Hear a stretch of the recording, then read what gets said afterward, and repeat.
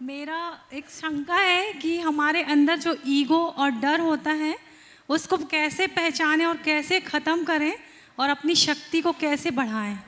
बहुत अच्छी बात है। हमारे अंदर ईगो और डर को कैसे पहचानें और उसे कैसे ख़त्म करें। सबसे पहले हमें ये देखना है कि हमें ईगो किन बातों का होता है। ईगो है क्या? कभी आपने विचार किया? बहुत गहरा और व्यवहारिक प्रश्न है, इसे अच्छे से समझने की आवश्यकता है। हर कोई इस समस्या से ग्रसित है, पर इसके मूल को हम समझेंगे तभी इससे बाहर आया जा सकेगा। ईगो क्या है? अहंकार। अहंकार किसका? हर मनुष्य अपनी एक काल्पनिक छवि गढ़े हुए है और वो छवि पर, उस छवि को मेंटेन करने में लगा रहता है। उस पर आघात पहुंचने पर उसके मन में क्षोभ भी आता है और उस पर आघात न पहुंचे इसका डर भी रहता है। यही है ना हमारे लिए ईगो क्या है? कोई मुझे सम्मान नहीं दे रहा है, कहीं मेरी मान्यता कम है, कोई मेरी इंसल्ट कर रहा है, ये सब ना ईगो है। हमको श्रेष्ठ नहीं माना जा रहा है, हम औरों से बेहतर अपने आप को साबित करते हैं। ये सब क्या है? कौन किससे कम है और कौन किससे बेहतर है? पहले ये तो जानो कि मैं हूं कौन। जब तक मैं ये नहीं जानूंगा कि आखिर मैं हूं कौन, तब तक इस समस्या से बचा नहीं जा सकता। मैं संध्या भदौरा हूं, है ना, प्रदीप भदौरा की धर्म पत्नी हूं। मैं एक समाज की रेपुटेड पर्सनालिटी हूं। मेरी अपनी एक पर्सनल इमेज है, मेरा ऐसा कैलिबर है, मेरे जैसा हुनर और किसी में नहीं है, मैं एक्स्ट्रा ऑर्डिनरी हूं। ये मेरी मान्यता है और ये मान्यता जब मैंने बना ली, मैंने अपने आप को इसी रूप माने रखा और उस रूप अपने आप को मेंटेन किया। अब इस पे अगर किसी ने थोड़ा सा भी डिस्टर्ब किया तो मन विचलित होता है, क्षुब्ध होता है, व्यक्ति प्रतिक्रिया करता है, जैसे शुद्ध शब्दों में कहें तो भुनभुना जाता है। भैया किसके लिए भुनभुना रहे हो? ये तुम हो कहां जो तुमने मान रखा है अपने आप को?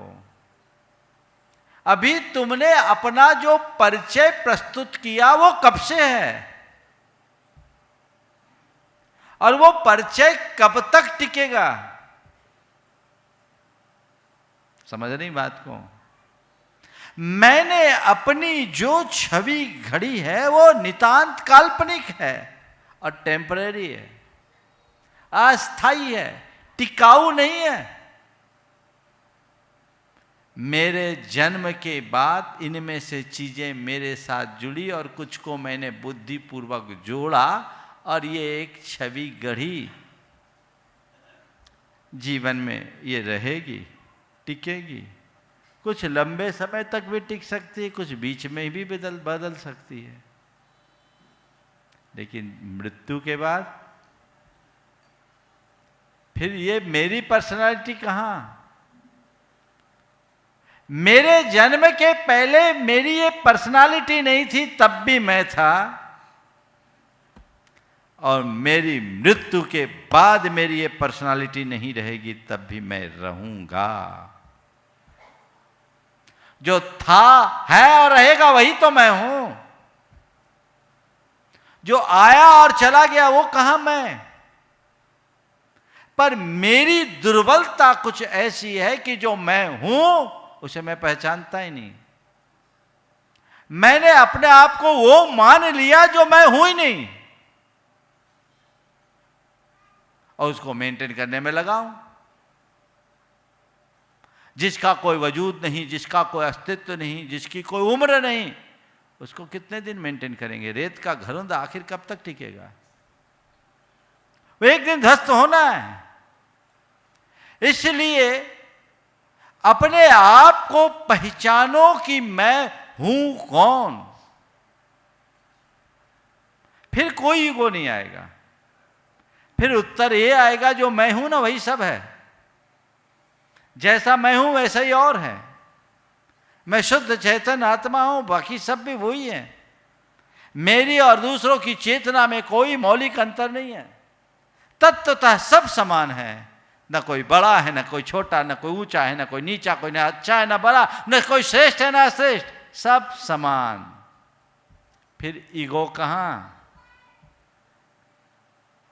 जिस व्यक्ति के जीवन में अध्यात्म का प्रकाश प्रकट हो जाता है, उसके जीवन में इस प्रकार की कोई दुर्बलता हावी नहीं होती। अपने अंतरंग में आध्यात्मिक दृष्टि विकसित कीजिए। आपका नाम मान लो प्रदीप संध्या भदौरा है ही, मानना कि अभी तो वही है। और कोई तुम्हारी जगह किसी दूसरे का नाम लेकर गाली दे तो तुम्हें कुछ फर्क पड़ेगा क्या? हाँ, क्यों नहीं?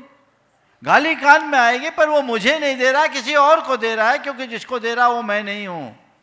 कोई फर्क पड़ेगा? तो भाई तुमने अपने आप को संध्या मान रखा है, तुम हो कहां संध्या?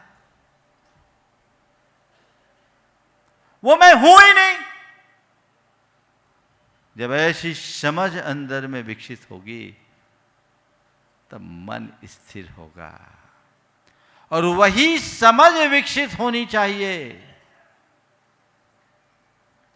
पर इसका घोर अभाव देखने में आता है।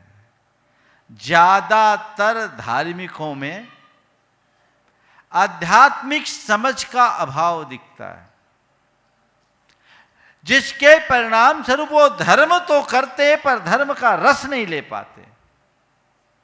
अंदर जो ट्रांसफॉर्मेशन होना चाहिए वो घटित होता नहीं दिखता। तो वो क्रांति अंदर हो, तो अपने ईगो को जड़ से मिटाना चाहते हो तो जानो मैं हूं कौन, बस।